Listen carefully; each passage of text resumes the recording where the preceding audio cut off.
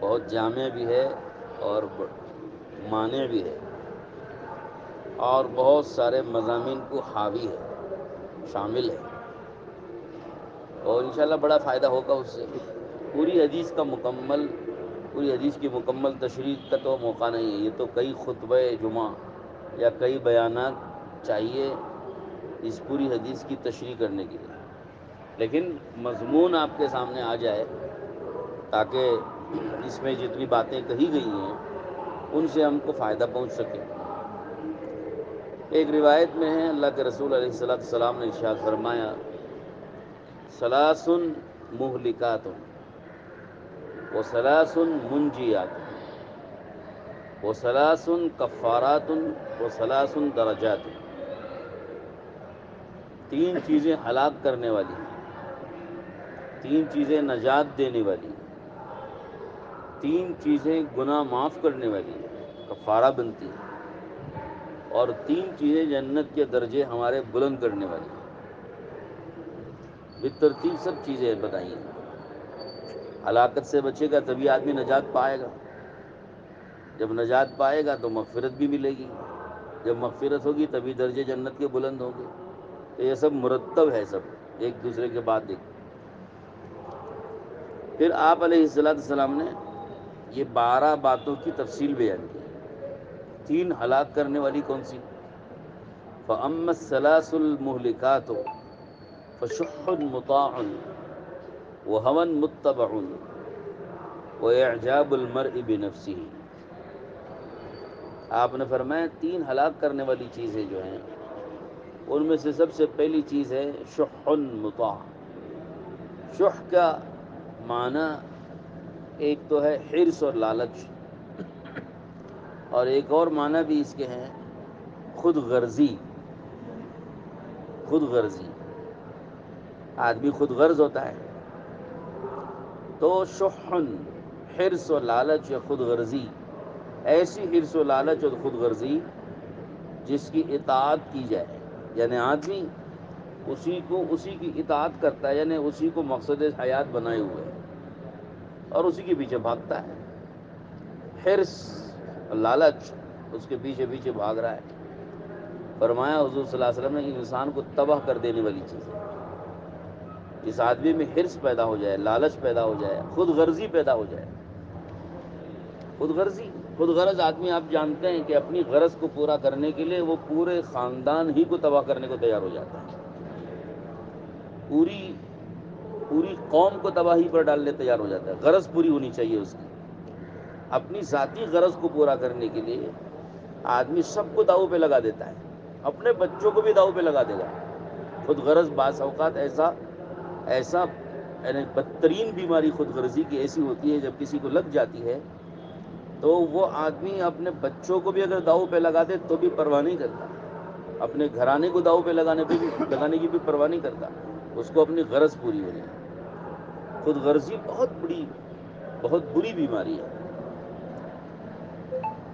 ذرا سا اس کو بدل کر ایک اور تعبیر بھی اس کے لیے استعمال کر سکتے ہیں، ذاتی مفادات کو سامنے رکھنے والا۔ جب آدمی ذاتی مفادات کو پیش نظر رکھتا ہے کہ بھئی میرا مفاد پورا ہونا چاہیے، تو ذاتی مفادات کے پیچھے جب آدمی چلنے لگتا ہے تو اس کا پورا ذہن ہر کام میں، حتیٰ کہ دینی کاموں میں بھی اسی طرف چلتا ہے کہ ذاتی مفاد اس میں میرا کیا ہے۔ تو یہ بہت ہی بری بیماری ہوتی ہے۔ ایک ابھی قریب میں پڑوس ملکوں میں ایک ملک کے بڑے عالم نے خواب میں دیکھا اللہ کے رسول صلی اللہ علیہ وسلم سے،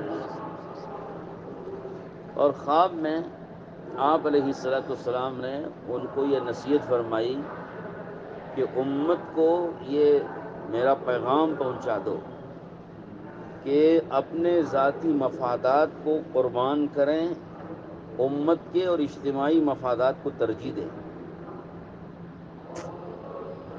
ذاتی مفادات کو چھوڑیں اور قربان کریں، اور اجتماعی مفادات اور امت کے مفادات کو ترجیح دیں۔ ظاہر ہے کہ یہ اتنی گہری بات ہے یہ تو میں سمجھتا ہوں کہ ہم مقتداؤں کے لیے یہ بات کہی گئی. عام آدمی تو اس کو نہیں سمجھے گا. جو مقتدا ہوتے ہیں، بڑے ہوتے ہیں، جن کے پیچھے قوم چلتی ہے، چاہے سیاسی مقتدا ہوں، ملی مقتدا ہوں، دینی مقتدا ہوں. ہاں، تو جو ملی، دینی، سیاسی، قومی جو مقتدا ہوتے ہیں، ان کے لیے تو اس میں بہت بڑا پیغام ہے. عام طور پر مقتدا لوگ ہی سب سے زیادہ اس میں مبتلا رہتے ہیں کہ ذاتی مفادات کو ترجیح دیتے ہیں اور امت کے مفادات اور اجتماعی مفادات، قوم کے مفادات کو ذبح کر دیتے ہیں. سیاست میں ایک آدمی آتا ہے، سیاسی منسٹری جب اس کو ملتی ہے، کرسی اور عہدہ جیسی اس کو ملتا ہے، ایم ایل اے بنے، ایم پی بنے، جو بھی بنے، تو وہ سب سے پہلے یہ دیکھتا ہے کہ اس میں ذاتی مفادات میرے کیسے اس کو میں جمع کر سکوں، کیسے حاصل کر سکوں. تو لہذا وہ اپنا پوری مدت اقتدار وہ صرف اپنے ذاتی مفادات کو جمع کرنے اور ذاتی مفادات کے حصول میں سارے اثر و رسوخ، ساری اپنی قوت، سارا اپنا ہولڈ، اپنا کیا کہتے ہیں، اپنی قدرت اور اپنا قابو پورا اس کے لیے استعمال کرے گا کہ زیادہ سے زیادہ اس کے مفادات جو ہے وہ اس کے پورے ہو سکیں. چنانچہ اپنی پراپرٹی بنائے گا، اپنی جائیداد بنائے گا اور اپنی سواری اچھی کرے گا، اپنا مکان اچھا بنائے گا اور اپنا ایک زندگی کا سٹیٹس جو ہے بہت اعلیٰ اور اونچا کرے گا. پھر آپ قیاس کرتے جائیے، دیکھتے جائیے، چند دن میں دیکھتے دیکھتے بظاہر وہ چائے بیچنے والا ہوگا لیکن پورے ملک پر قابض ہو گیا. یعنی دیکھتے ہو گیا بہت سارے ایسے لوگ، میں تو ویسے ہی زبان سے نکل گیا چائے بیچنے والا، میں نے کوئی ارادہ نہیں کیا. تو ہر صاحب اقتدار کا یہی حال ہوتا ہے. اور ملی مقتداؤں میں بھی بہت کم مخلص لوگ ہوتے ہیں، بہت کم ہوتے ہیں مخلص لوگ. ملی مقتدا ملی اعتبار سے کوئی بڑے ہیں، قومی اعتبار سے کوئی بڑے ہیں، سیاسی اعتبار سے بڑے ہیں، دینی اعتبار سے بڑے ہیں. تو یہ جو بڑے لوگ ہوتے ہیں ان میں یہ سب سے زیادہ مرض پیدا ہو جاتا ہے کہ وہ اپنے ذاتی مفادات کو سب کچھ سمجھتے ہیں اور ذاتی مفادات کے حصول کے لیے امت کے اجتماعی مفادات اور ملت کے مفادات کو وہ ذبح کر دیتے ہیں. چنانچہ پتہ نہیں کتنے غریبوں سے، غریب سے غریب آدمی بھی اگر اپنا کام بنانے کے لیے آئے گا تو اس سے بھی رشوت لے گا. کوئی غریب آدمی ہے، معذور ہے، ضرورت مند ہے، محتاج ہے، مگر رشوت اس سے بھی لے گا کیونکہ اس کو اپنے مفادات چاہیے. بظاہر کام اس کا بنا رہا ہے لیکن حقیقت میں اپنا مفاد پورا کر رہا ہے. بلکہ بہت سی دفعے تو ان غریبوں کو بھی پتہ نہیں کتنی ایڑیاں رگڑنی پڑیں گی، جوتیاں ان کی گھس جائیں گی، تب بھی ان کے کام نہیں بنیں گے، مگر اپنا پیٹ تو یہ پالتا رہے گا. تو ایسے ملی لوگ، سیاسی لوگ اور مقتدا لوگ، چاہے مقتدا کسی بھی قسم کے ہوں، جب ان کے اندر حرص و ہوس آ جائے اور ذاتی مفادات ان کے پیش نظر جو ہے وہ اہم ہو جائیں تو پھر تو امت تباہ ہو جاتی ہے، قوم تباہ ہو جاتی ہے. قوم نہیں ترقی کرتی، وہ ترقی کریں گے. ان کے اقتدار سے اور ان کے اس عہدے سے فائدہ ان کی ذات کو تو ہو سکتا ہے، قوم کو اور ملت کو اور امت کو کوئی فائدہ نہیں پہنچ سکتا. اس لیے یہ نصیحت اللہ کے رسول صلی اللہ علیہ وسلم نے فرمائی کہ دیکھو یہ مرض جس کے اندر پیدا ہو گیا، شح مطاع، تو پھر تو وہ آدمی کو ہلاک کر دے گی، برباد کر دے گی. وہ خود نہیں ہلاک ہو رہا ہے بلکہ وہ قوم کو بھی ہلاک کر رہا ہے، ہلاکت میں ڈال رہا ہے. اس لیے ہم کو تو اس سے بچنے کی ضرورت ہے. ہاں، ذاتی مفادات، اس کے لیے وہ جو میں نے ابھی حضور صلی اللہ علیہ وسلم کے ایک خواب کے حوالے سے جو بات عرض کی، ہم اگر اس کو یاد رکھیں اور واقعتاً اگر ہمارے اندر اخلاص ہو، قوم کی خدمت کا جذبہ ہو، ملت کی خدمت کا جذبہ ہو، امت کی خدمت کا جذبہ ہو اور انسانیت کو نفع پہنچانے کے اگر جذبے ہوں گے تو آدمی اپنے مفادات کو چھوڑ دے گا، اپنے مفادات کا گلا گھونٹے گا، اپنے مفادات کو ذبح کرے گا، اپنے مفادات کو پیچھے رکھے گا اور امت کے اور قوم کے اور ملت کے اور لوگوں کے مفادات کو وہ ترجیح دے گا. چنانچہ ایسے خدمتگار بہت سی دنیا میں آتے ہیں، سامنے آتے ہیں کہ جنہوں نے اپنا کوئی بھلا نہیں کیا لیکن قوم کا بھلا کر کے جاتے ہیں، امت کا بھلا کر کے جاتے ہیں، لوگوں کا بھلا کر کے جاتے ہیں. اس کی مثالیں حضرات خلفائے راشدین کے زمانے سے تلاش کی جا سکتی ہیں. حضرات خلفائے راشدین حضرت ابوبکر و عمر و عثمان و علی رضی اللہ تعالیٰ عنہم اجمعین. پھر حضرت عمر بن عبدالعزیز، میں نے کل وہاں بات ہوئی تو سنایا تھا میں نے کہ حضرت عمر بن عبدالعزیز ایسی زبردست مثال ہیں. اتنے بڑے بادشاہ ہیں، آدھی دنیا پر تقریباً حکومت ان کی 2.5 سال حکومت کی ہے. ان کی اہلیہ محترمہ وہ بھی پشتہا پشت سے بادشاہوں کی نسل میں، باپ بادشاہ، شوہر بادشاہ، اور جو ہے بھائی بادشاہ، بادشاہوں کے خاندان کی. بہت سارا زیور صندوق بھر کے سونے چاندی سے لدا ہوا وہ لے کے آئیں.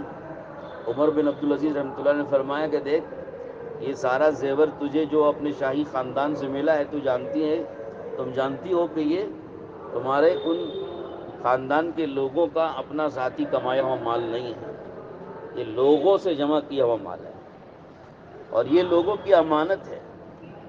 یہ مال میرے ساتھ نہیں رہ سکتا. اب تم کو یا تو میرے ساتھ رہنا ہے یا مال کے ساتھ. تم کو اختیار ہے، اگر تم کو مال چاہیے پھر مجھے چھوڑ دو، اور میں چاہیے تو مال چھوڑ دو. تو وہ بھی تو خاتون ایسی تھی کہ صرف ایسی نہیں کہ دنیا دار تھی، بلکہ وہ دیندار بھی تھی، تقوی شعار تھی، پرہیزگار تھی. انہوں نے کہا آپ کی شخصیت کے مقابلے میں اس مال کی کیا حیثیت ہے؟ مجھے اس مال کی کوئی ضرورت نہیں ہے، مجھے تو آپ کی ذات چاہیے. آپ کی زوجیت میں رہنا اور آپ کی بیوی بن کر رہنا مجھے پسند ہے. یہ مال، اس سے بڑی چیزیں اللہ مجھے دے دے. چنانچہ پورا مال لے جا کے بیت المال میں جمع کرا دیا، گھر خالی ہو گیا. 2.5 سال حکومت کر کے دنیا سے جا رہے ہیں تو وراثت میں اپنے بچوں کو کیا دے کے جا رہے ہیں؟ علماء نے لکھا ہے تاریخ میں، حضرات علماء بھی بیٹھے پوچھ لیجئے، جب بچوں کو مال تقسیم ہوا ان کی وراثت کا، کسی کو 1 دینار، کسی کو 2 دینار مل رہے ہیں. کیا ٹھکانہ ہے؟ ایک بادشاہ آدھی دنیا پر حکومت کر کے جا رہا ہے اور وراثت میں بچوں کو اتنا تھوڑا سا مال. اب وہ جو بیوی کے خاندان کے لوگ تھے، بھائی جو اس کو سالے کہتے ہیں یا بچوں کے ماموں کہتے ہیں، وہ آ گئے مرد الوفات کے موقع پہ، موت کے وقت پہ حضرت کے پاس آ گئے کہ آپ نے اپنے بچوں کو تو مار دیا، کہ آپ نے بچوں کو کوئی وراثت چھوڑی نہیں، کوئی مال چھوڑا نہیں. ان بچوں کو آپ غریب بنا کے جا رہے ہیں، محتاج بنا کے جا رہے ہیں. وہ تو سب شہزادے تھے نا، ان کے پاس تو مال و دولت کی ڈھیر تھی. تو ان کو نظر آ رہا تھا کہ یہ تو محتاج بن جائیں گے، فقیر بن جائیں گے، یہ کیا کھائیں گے، کیا پئیں گے، اس حالت میں ان کو چھوڑ کے جا رہے ہیں. اعتراض کیا انہوں نے حضرت عمر بن عبدالعزیز رحمۃ اللہ علیہ پر. حضرت نے فرمایا کہ میں نے ان بچوں کو دین سکھایا ہے، دیندار بنایا، تقوی سکھایا ہے، اور میں نے ان کو اللہ سے لینا سکھا دیا ہے.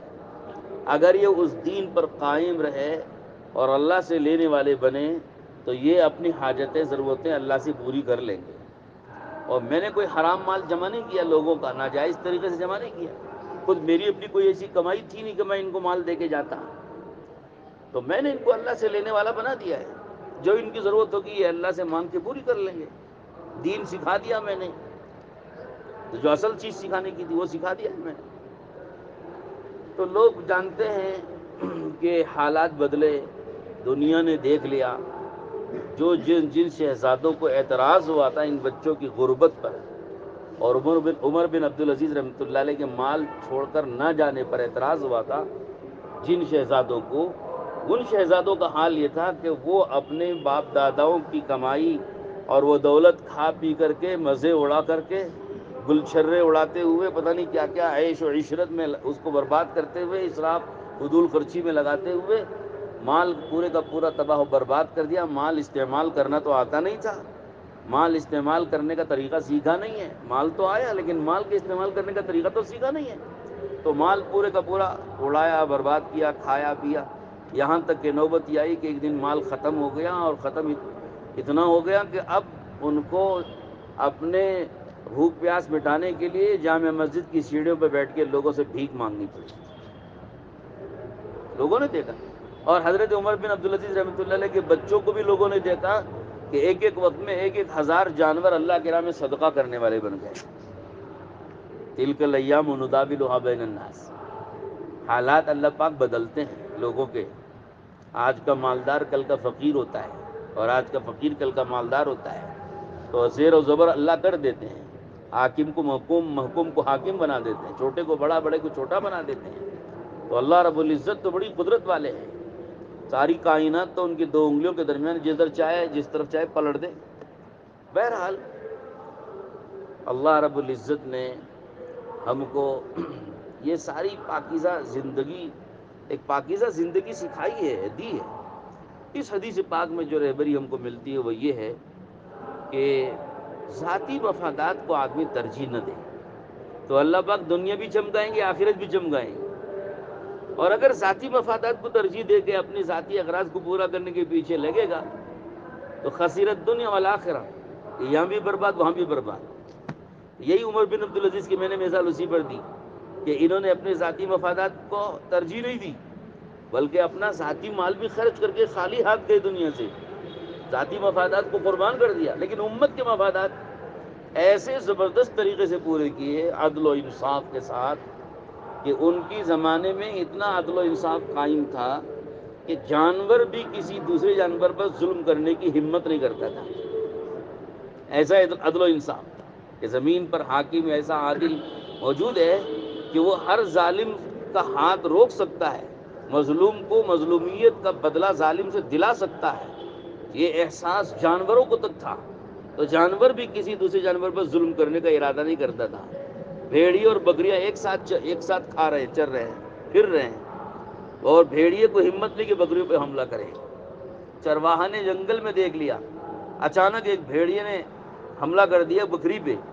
چرواہا نے یہ منظر دیکھا تو ایک اچنبھا لگا اور ایک عجیب لگا کہ اتنے دنوں سے ایسی بات نہیں ہوئی تھی، آج کیسے ایسی بات ہو گئی. تو اس کو یقین ہو گیا کہ عمر بن عبدالعزیز کا غالباً انتقال ہو گیا ہوگا. تو اس نے جنگل میں بغیر دیکھے کہہ دیا ایسا لگتا ہے کہ عمر کا انتقال ہو گیا، اور تحقیق سے پتہ چلا کہ واقعتاً ان کا انتقال ہو گیا. تو جو روحانی اثرات ہیں اللہ نے ایسے ڈال رکھے تھے کائنات پہ، دوسری مخلوقات پہ ڈال رکھے تھے. ان کی دینداری، ان کی تقوی پرہیزگاری، ان کے عدل و انصاف کے اثرات روحانی طور پر، تکوینی طور پر اللہ نے کائنات میں پھیلا رکھے تھے. جب ان کی روح قبض کر لی گئی تو وہ اثرات ختم ہوئے تو جانور کو ہمت ہو گئی حملہ کرنے کی، دلیری ہو گئی. تو میرے بھائیوں، بس سب کا خلاصہ یہ کہ ہم ذمہ دار لوگ ہیں. ماشاءاللہ ذمہ داروں کا یہ مجمع آپ کے سامنے آیا ہوا ہے. اللہ نے میرے دل میں بات ڈال دی، اچانک میں نے یہ ساری بات آپ حضرات سے عرض کر دی، پہلے سے کوئی ارادہ کر کے نہیں آیا تھا میں. تو ہم ذمہ داروں کو چاہیے، مقتداؤں کو، چاہے ملی مقتداؤں، سیاسی مقتداؤں یا قومی مقتداؤں اور دینی مقتدا، چونکہ یہاں دینی مقتدا بھی بیٹھے ہیں، علماء بھی بیٹھے ہیں، دعوت و تبلیغ کے ذمہ داران بھی بیٹھے ہیں. دعوت تبلیغ کی محنت کرنے والے یہ بھی ذمہ دار ہیں امت کے، علماء بھی ذمہ دار ہیں امت کے. ان علماء کو اور دعوت تبلیغ کے ذمہ داروں کو بھی چاہیے اپنے مفادات کو ذبح کریں، قربان کریں، امت کے مفادات کو ترجیح دیں. اگر دینی مقتدا بھی اس سطح کے ساتھ چلیں گے کہ اپنے ذاتی مفادات کو چھوڑ کر امت کے مفادات اور اجتماعی مفادات کو ترجیح دینے لگیں، پھر اللہ رب العزت ایسے دینی مقتداؤں کو ہدایت کے چراغ بنائے گا، اور ان کے ذریعے ان کے ہاتھوں پر اللہ پتہ نہیں ہزاروں کی ہدایت کے اللہ پاک فیصلے کرے گا، اور ان کے ذریعے سے لوگوں کو زندگیاں، صحیح زندگیاں ملیں گی. اور اگر دینی مقتدا بھی اس رخ پر آ جائیں کہ وہ امت کے مفادات اور اجتماعی مفادات کو ذبح کر کے اپنے مفادات کو ترجیح دینے لگیں گے، پھر تو امت کا جو دین برباد ہوگا اس کی ذمہ داری انہی کے کندھوں پہ آئے گی. اب ہمارے جو تبلیغ کے دعوت کے کام میں اگر میں تھوڑا سا برا نہ لگے تو آپ کو کہہ دوں کہ ہمارے تبلیغ دعوت کے کام میں جو اختلاف ہوا ہے نا، اس اختلاف کے پیچھے بھی یہی راز چھپا ہوا ہے کہ جب ہمارے بعض مقتداؤں نے اپنے ذاتی مفادات کے لیے اجتماعی مفادات اور امت کے مفادات کو جب ذبح کیا اور امت کے مفادات پر اپنے ذاتی مفادات کو ترجیح دی ہے، تب یہ تباہی آئی ہے.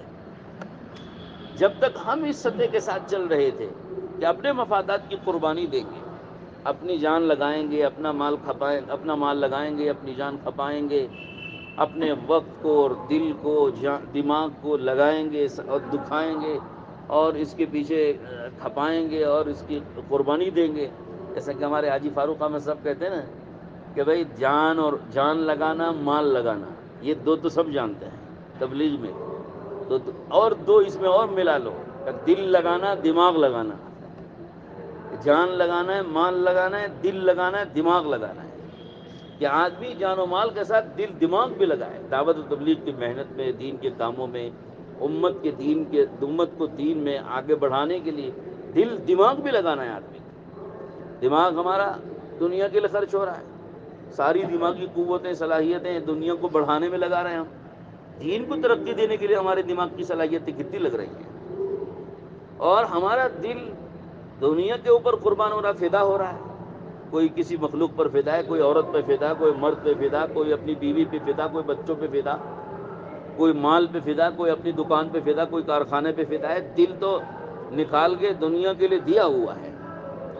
تو دل سارے کا سارا تو دنیا کو دے دیا، پھر اللہ کو کیا دیا، مخلوق کو کیا دیا، امت کو کیا دیا. امت کی بے دینی کا درد کتنا ہے دل میں، امت کے دین کے مٹنے کا درد کتنا ہے دل میں. کسی کوئی مرتد ہو رہا ہے، امت کا کوئی فرد مرتد ہو رہا ہے، غلط عقیدے پر جا رہا ہے، غلط فکروں پر جا رہا ہے، غلط عمل پہ جا رہا ہے، اس سے ہمارا دل کتنا دکھتا ہے، ہمارے دل میں اس کا کتنا درد پیدا ہوتا ہے.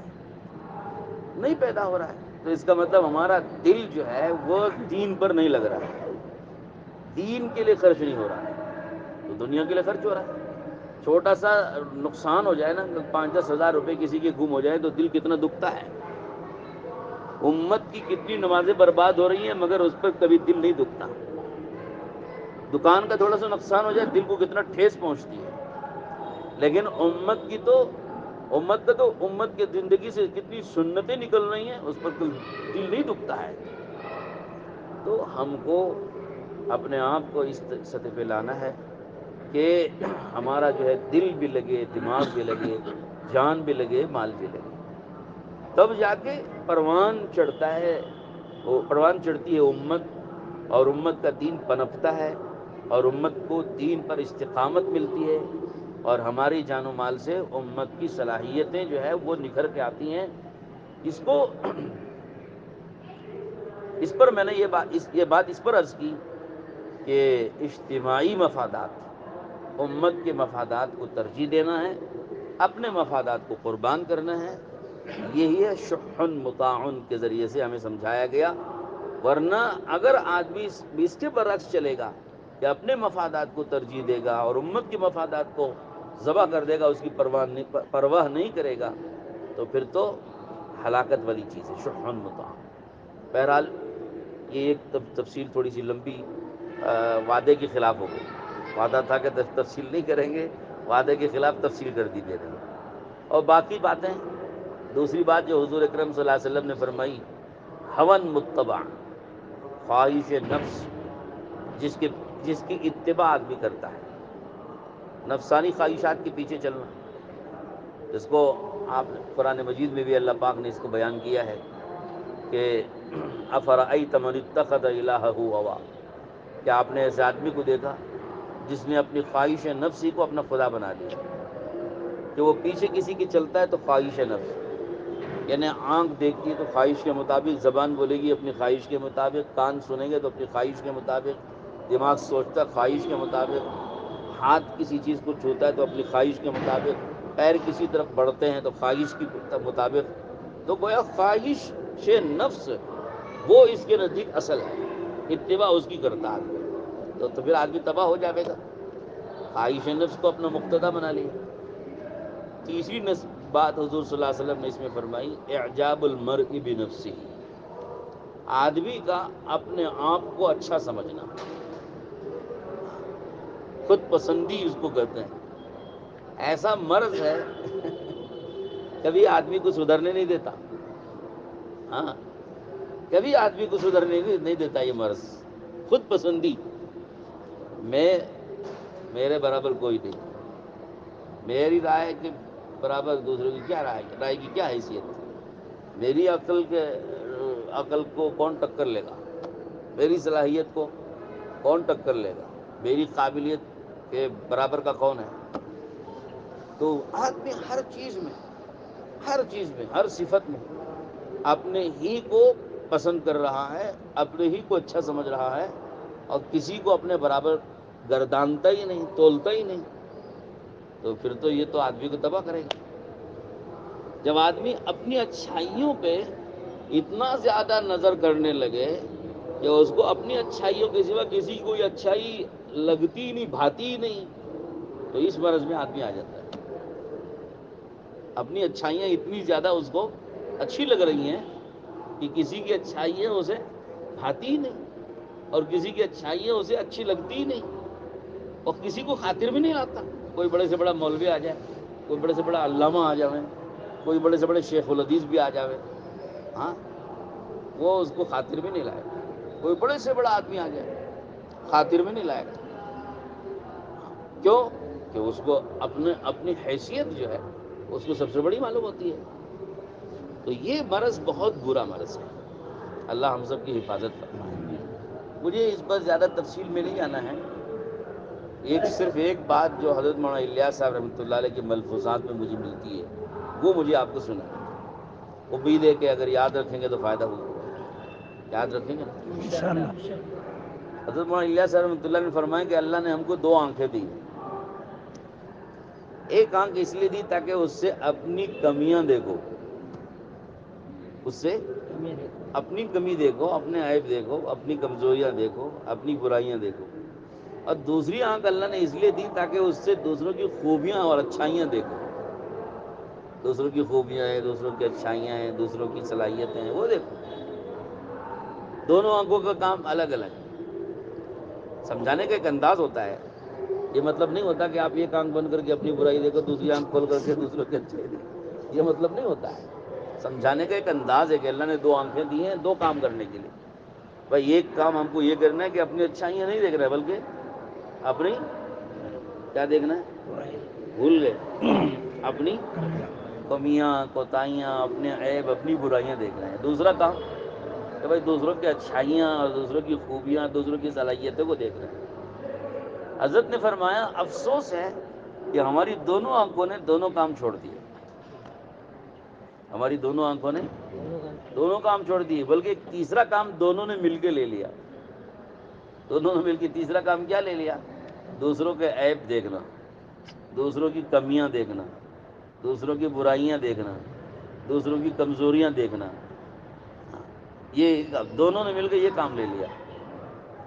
فرمایا کہ جب دونوں نے اپنا اپنا کام چھوڑ دیا اور تیسرا کام لے لیا، جبکہ یہ کام ہمارا تھا ہی نہیں، تو اس کا نقصان کیا ہوگا؟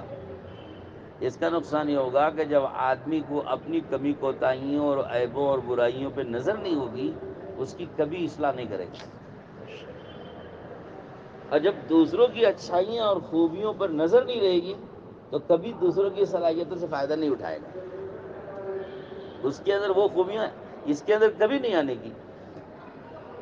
اب اس کا نقصان یہ ہوتا ہے کہ جو اپنی اچھائیاں وہی سب کچھ نظر آتی ہیں اس کو، وہی اعجاب المرء بنفسہ، یہ مرض اسی سے پیدا ہوتا ہے۔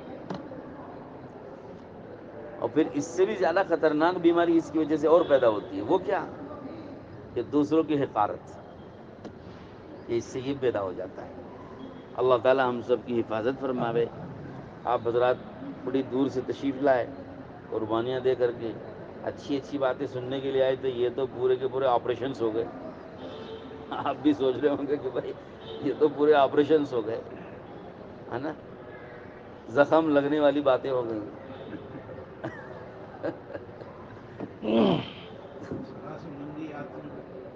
بتا دوں؟ چلے ٹھیک ہے۔ اللہ تعالیٰ یہ سلاسل المہلکات تو ہے ہی زخم لگنے کی بات۔ چلیے 3 چیزیں نجات دینے والی، صرف فہرست گنا، نام سنا دیتا ہوں، تشریح نہیں، وعدہ اب پورا کروں گا ضرور۔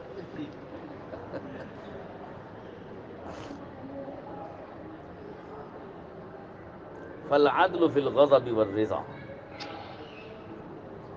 غصے میں رہو یا خوشی میں، عدل و انصاف اور برابری کا معاملہ کرنا، سب کے ساتھ برابر، غصے میں رہو یا خوشی میں، تشریح نہیں کرنے کا وعدہ ہے۔ والقصد فی الفقر والغنى، تنگی میں رہو یا مالداری میں، ہر حالت میں میانہ روی اختیار کرو، زندگی سادہ رکھو، یکساں رکھو، فقر و فاقے میں رہو یا مالداری میں.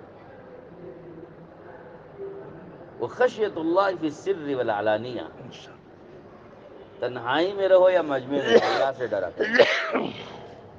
مجمع میں تو ہمارے ایک بزرگ فرماتے ہیں حضرت تھانوی رحمۃ اللہ علیہ، مجمع میں تو سب اللہ سے ڈرتے ہیں، کمال یہ کہ آدمی تنہائی میں اللہ سے ڈرے، ضرورت آج اس کی زیادہ ہے. تو یہ تین نجات دینے والی چیزیں ہیں، تین کفارات ہیں، گناہ معاف کرنے والی تین چیزیں ہیں. فنقل الخطا الی المساجد الی الجماعات، بھی بعض روایتوں میں کہ جماعت کی نمازوں میں حاضری دینے کے لیے مسجد کو پیدل چل کے جانا. وہ انتظار الصلاۃ بعد الصلاۃ، اور ایک نماز پوری ہونے کے بعد دوسری نماز کے لیے بے چین اور منتظر رہنا، انتظار میں رہنا، بے چین رہنا. بہت سے لوگ ہوتے ہیں.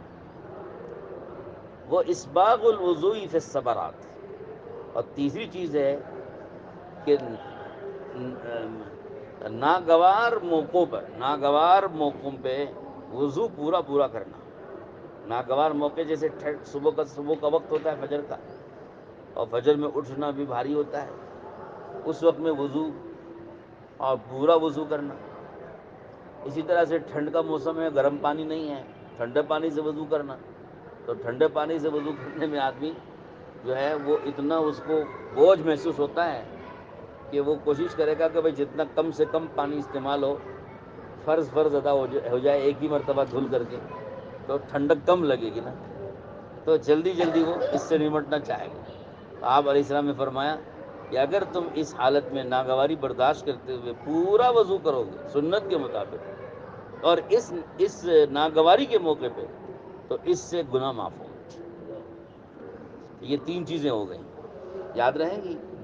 ایک نماز کے بعد دوسری نماز کے انتظار میں رہنا، اور جماعت کی نمازوں میں حاضری دینے کے لیے مسجد کی طرف پیدل چل کے جانا، نقل الخطا. اور تیسری چیز ہے پورا وضو کرنا، خاص طور پہ ناگواری کے موقع پہ. اور تین چیزیں ہیں جو درجے بلند کرنے والی، آدمی کے درجے جنت میں بلند کرنے والی. فَإِطْعَامُ الطَّعَامِ وَإِفْشَاءُ السَّلَامِ وَالصَّلَاةُ بِاللَّيْلِ وَالنَّاسُ نِيَامٌ. آپ نے فرمایا تین چیزیں جو درجے بلند کریں گی وہ ہے لوگوں کو کھانا کھلانا، سلام کو پھیلانا، اور رات میں ایسے وقت میں اٹھ کر کے نماز پڑھنا جب سب لوگ سو رہے ہوں. سب لوگ جاگے ہوئے ہوتے ہیں رمضان میں، اس وقت میں کوئی تہجد پڑھے تو کمال نہیں ہے. غیر رمضان میں جب سب سوئے رہتے ہیں اس وقت میں اٹھ کر کے بڑا بھاری لگتا ہے. سب سو رہے ہیں یار، تم کو کیا پڑی ہے، تم بھی سو نا. نفس بولتا ہے اس کا، سب سو رہے ہیں یار تم کیوں اتنے بڑے متقی بن گئے، تم بھی سو جاؤ نا تھوڑی دیر. یہ نفس بولتا ہے. تو ایسے موقع پر اٹھ کر کے 2 رکعت نماز پڑھنا نفس پر بڑا بھاری گزرتا ہے. اس پر حضور نے فرمایا درجے بلند ہوں گے جنت کے. تو یہ تین چیزیں درجے بلند کرنے والی تھیں. یہ تین وہ تین، یہ 12 ہو گئیں. 4 تھے 12. تو 12 باتیں میں نے آپ کے سامنے رکھ دی. یہ حدیث انتہائی جامع حدیث ہے، کئی مضامین کو شامل ہے.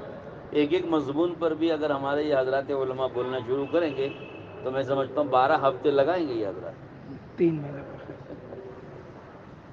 اللہ تعالیٰ عمل کرنے کی توفیق نصیب فرمائے. آخری میں ایک بات یہ عرض کرنا ہے کہ میرے بھائیوں، اللہ نے ایک امانت ہمارے پاس رکھی ہے. وہ امانت ہے دعوت و تبلیغ کا یہ کام. یہ ہمارے پاس امانت ہے. اگر آدمی، ہمارے حضرت مولانا ابراہیم دیولہ صاحب دامت برکاتہم بار بار فرما چکے ہیں، فرماتے رہتے ہیں کہ اگر آدمی صحیح طریقے سے وقت لگائے، وصول کی پابندی کے ساتھ وقت لگائے تبلیغ میں، اور صحیح نہج سے کام کرے، تو ہم اللہ کی ذات سے پوری امید رکھتے ہیں کہ انشاءاللہ ولی بن کے مرے گا.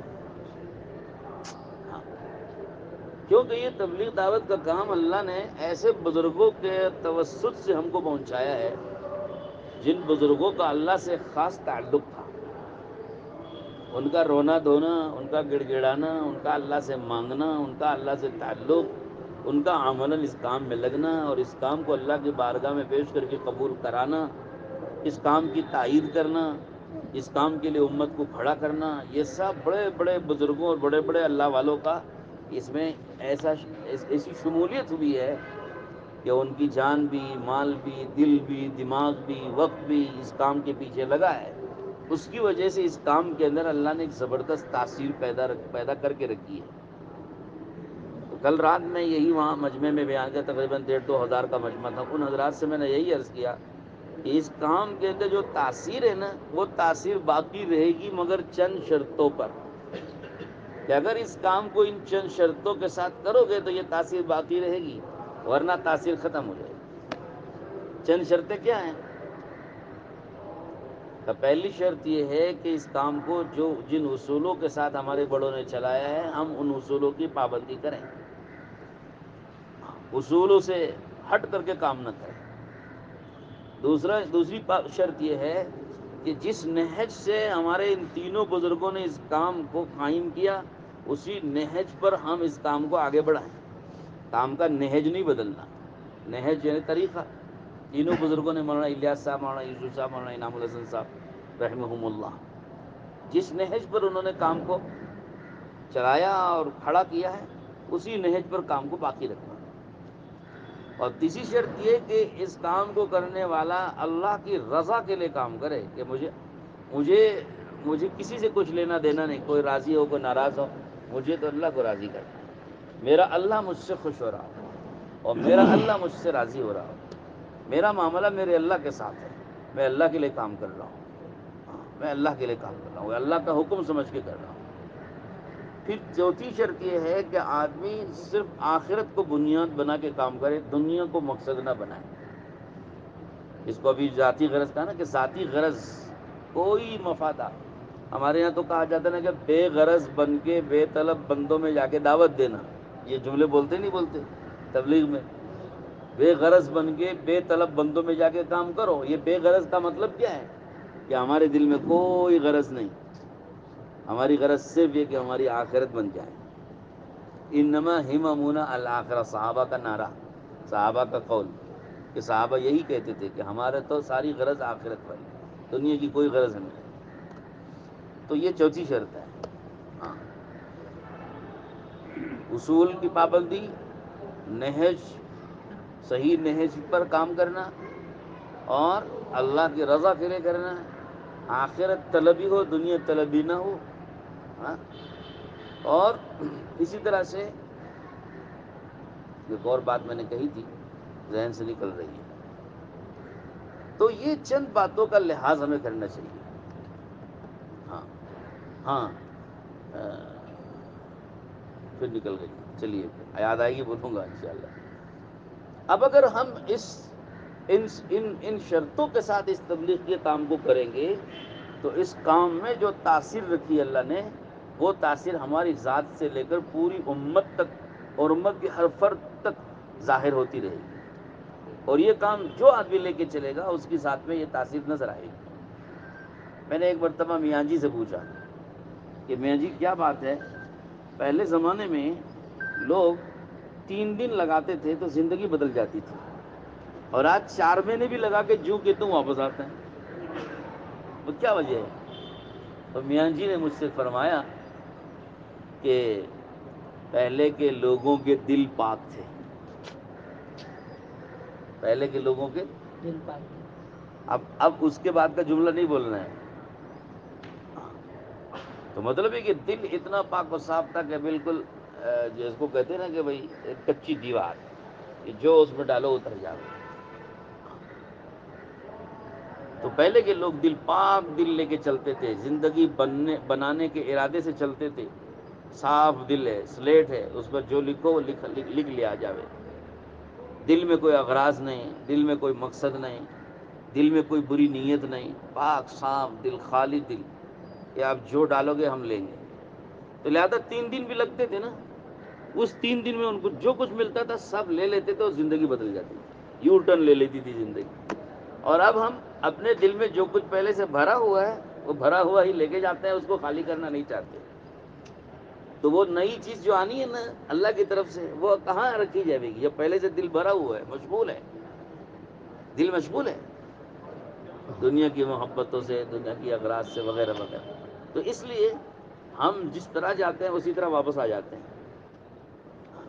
دل کو اگر فارغ رکھیں، خالی رکھیں، صاف ستھرا پاک دل، تو پھر اس دل میں اب اللہ کی طرف سے جو نعمت دین کی ملے گی وہی آوے گی.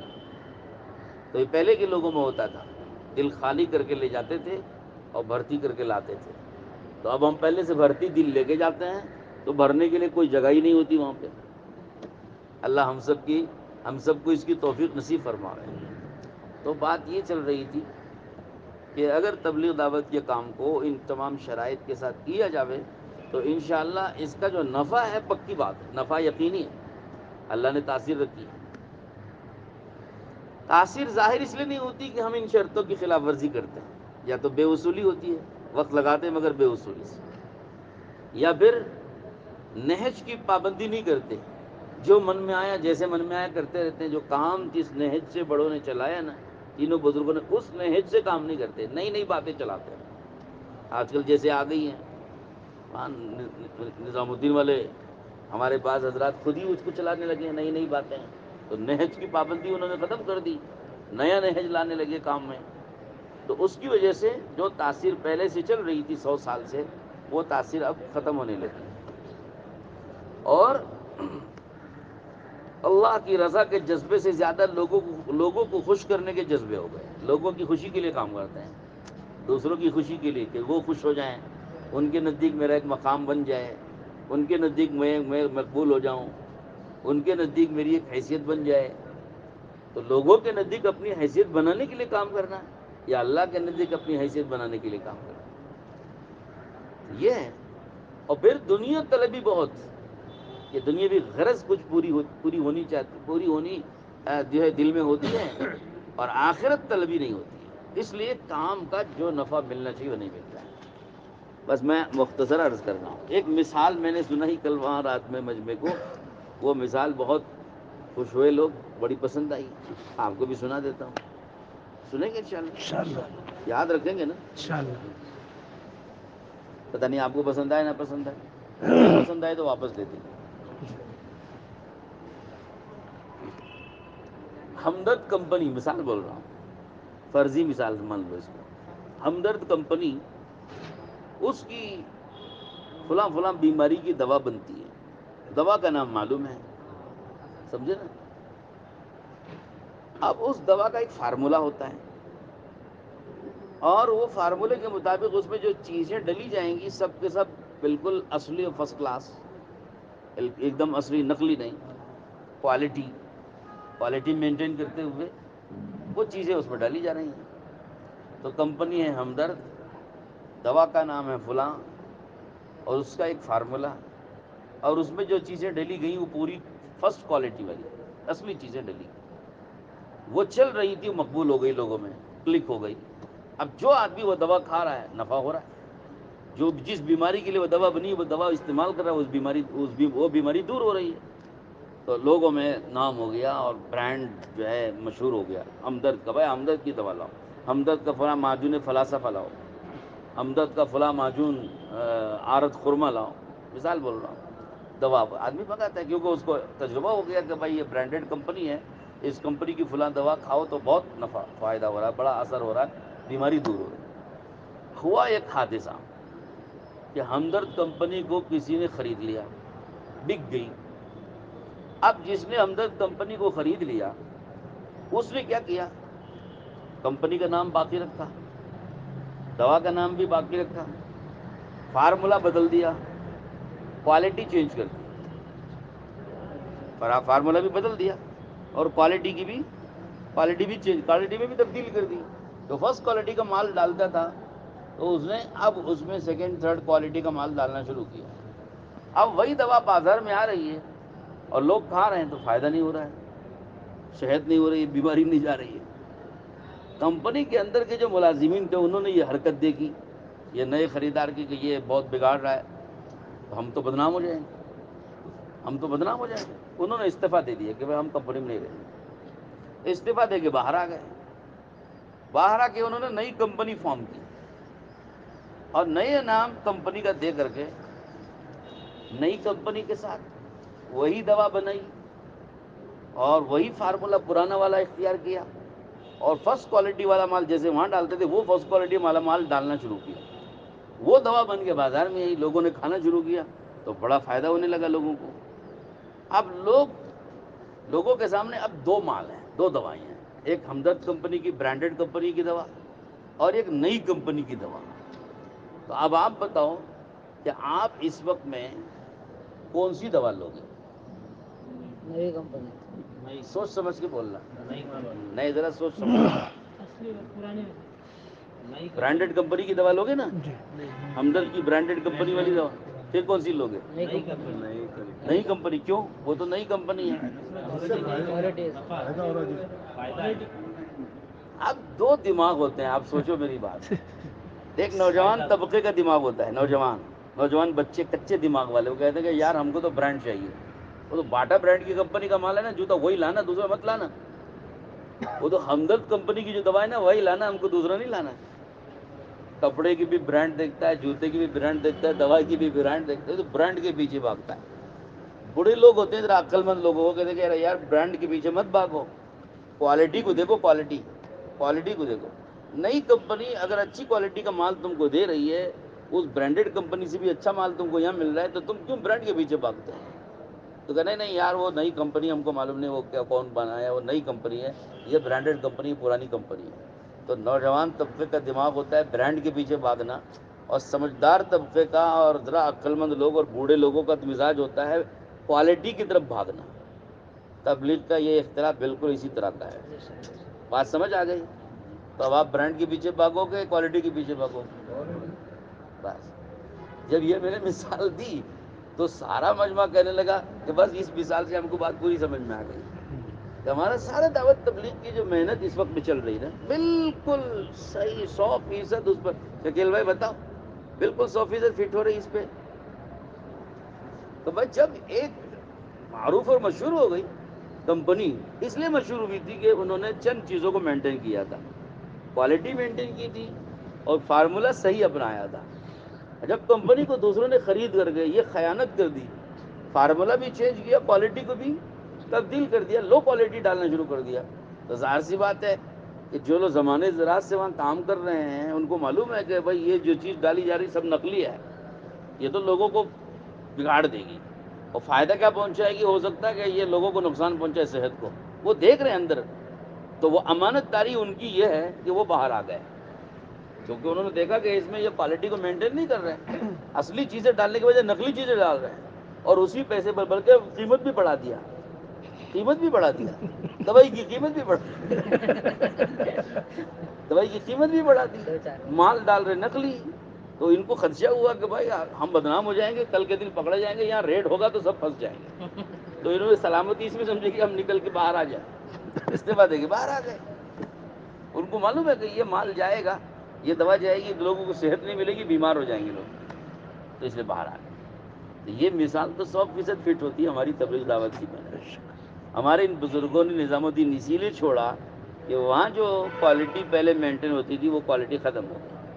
جس مقصد کے لیے تبلیغ دعوت کی محنت شروع کی جا رہی تھی، وہ مقصد کو ہٹا کے ذاتی اغراض کو سامنے لایا گیا، اور ذاتی اغراض کے لیے سب حرکت کی گئی، الٹ پھیر ہیرا پھیری کی گئی اندر، اور جو اصول تھے کام کے وہ اصول بدلے، جو نہج تھا کام کا وہ نہج بدلا، یعنی دوا کا فارمولا بدل دیا۔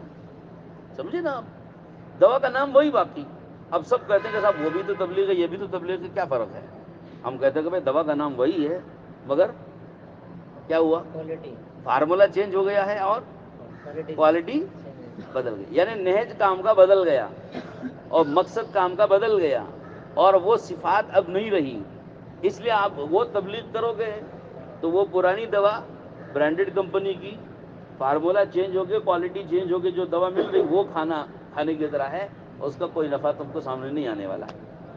اگر تم نئی کمپنی کو دیکھو گے، نئی دوا لو گے، یعنی نئے جو ہمارے شورا والے حضرات جو کام کر رہے ہیں، نئے کام کر رہے ہیں لیکن پرانے نہج پر کام کر رہے ہیں، اور پرانی صفات اور خوبیوں کو سامنے رکھ کر کے کام کر رہے ہیں، اور مقصد صرف اللہ کی رضا ہے اور آخرت طلبی ہے، اور ان صفات کے ساتھ یہ کام کر رہے ہیں، کوالٹی ان کو انہوں نے مینٹین کی ہے. انشاءاللہ اس نہج پہ کام کرو گے تو اس تبلیغ سے انشاءاللہ زندگیوں کا بننے کا جو نفع پہلے سے پہنچ رہا تھا وہ نفع اللہ پاک پہنچائیں گے. چنانچہ آج الحمدللہ یہی دیکھنے کو مل رہا ہے.